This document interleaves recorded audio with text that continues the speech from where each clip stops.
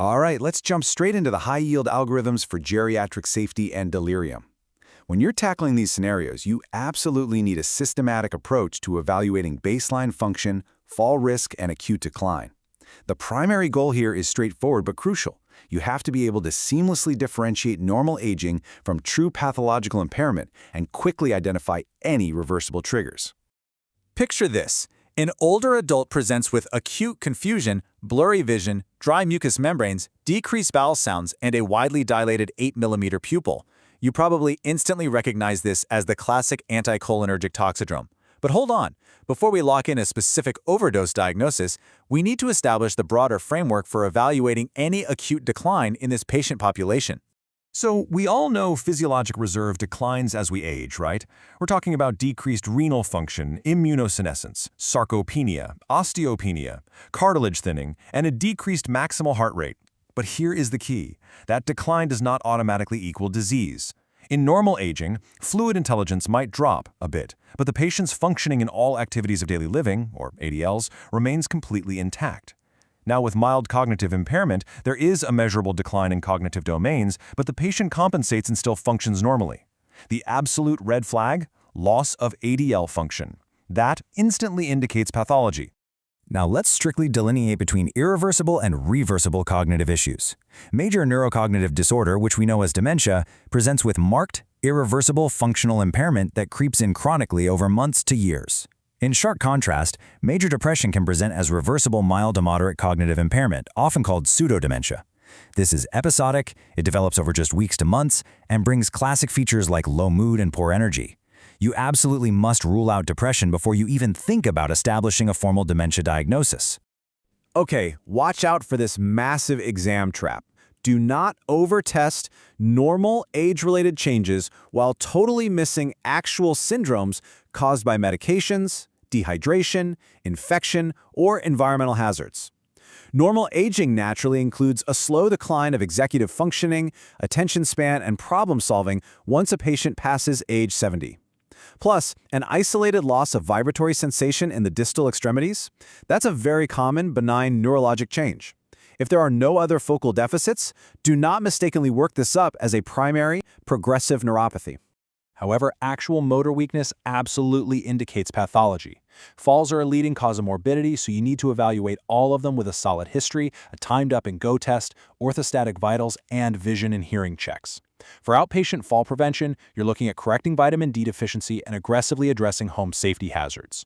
You also need to recognize specific motor weakness patterns. For instance, a steppage gait with excessive hip and knee flexion tells you the patient has foot drop.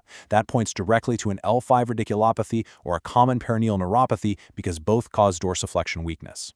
Differentiating specific gait disorders is what dictates the next step in your diagnostic workup. A cerebellar gait is going to be staggering and wide-based, which you'll typically see with a stroke or a B12 deficiency.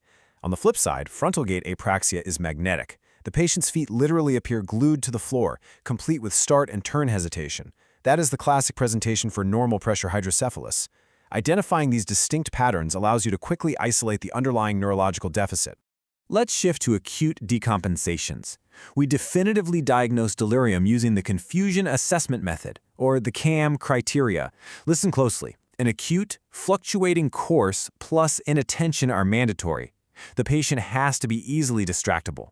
Then, to complete the diagnosis, you need either disorganized thinking or an altered level of consciousness. Keep in mind, delirium is usually worse at night, and if these specific criteria are met, treat it as delirium until proven otherwise. Now, beware of the hypoactive delirium trap. While we often picture delirium as a hyperactive, agitated, combative state, the hypoactive form is incredibly common in older adults. It presents as lethargy and somnolence, and it is frequently and dangerously misdiagnosed as depression or just worsening dementia. Because the course fluctuates, the patient might actually seem completely lucid during the day, which unfortunately leads to severe underdiagnosis. Remember, delirium isn't a disease itself. It's a symptom requiring a rigorous evaluation for triggers like hypoxia, underlying infections, or metabolic abnormalities. Your initial data collection has to include vitals, a thorough cardiopulmonary, neurologic, and skin exam, plus a comprehensive metabolic panel with LFTs, a CBC, an ECG, and a urinalysis. Only add things like blood cultures, a chest x-ray, ABG, TSH, CT, MRI, a lumbar puncture, EEG, or a tox screen when the specific clinical picture indicates them. Don't just blindly order the whole menu.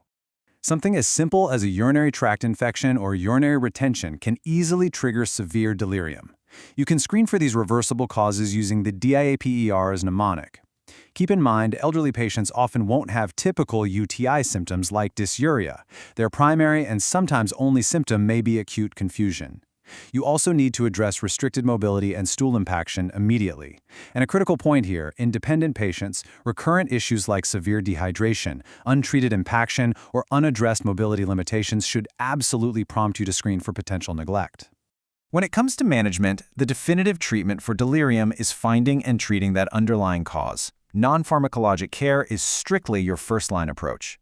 Reduce the noise, open the window blinds during the day to help their circadian rhythm, avoid room changes, and provide a familiar sitter if possible. At the same time, lock down your inpatient fall prevention. Reduce room clutter, physically lower the bed height, check the patient frequently, and mobilize them early. Never rely solely on bed alarms, and absolutely avoid physical restraints. If you have to move to pharmacologic interventions, you need to know the strict constraints.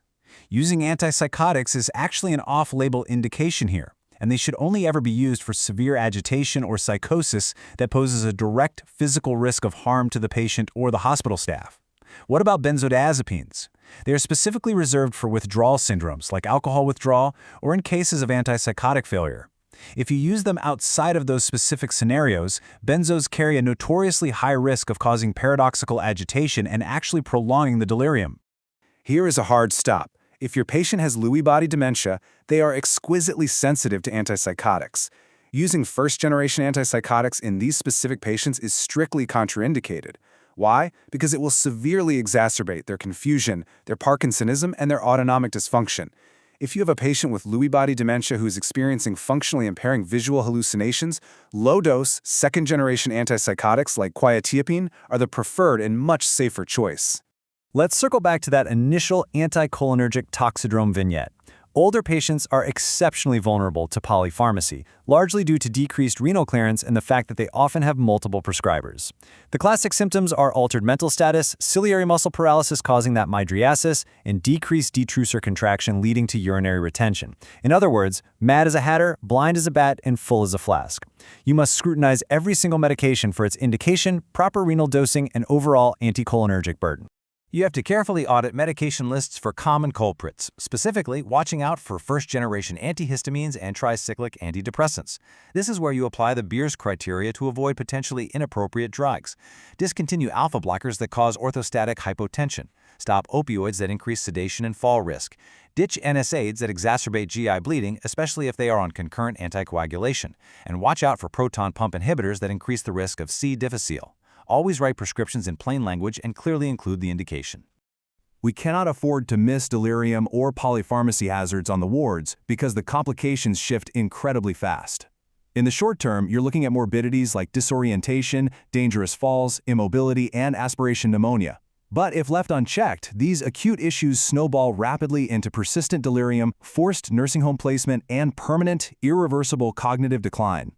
To put the stakes into perspective, unrecognized and untreated delirium carries a devastating, permanent mortality rate of approximately 20% at 6 months. That is massive. Finally, ensuring geriatric safety means you must aggressively screen for mistreatment. Look for physical abuse through atypical bruises or unexplained fractures. Identify sexual abuse through anogenital injuries or new STIs. Spot neglect via severe dehydration, worsening pressure injuries, or malnutrition. And financial exploitation often shows up as missed appointments, unpaid bills, or a sudden inability to afford medications. Recognizing these red flags immediately is an absolute requirement for patient safety.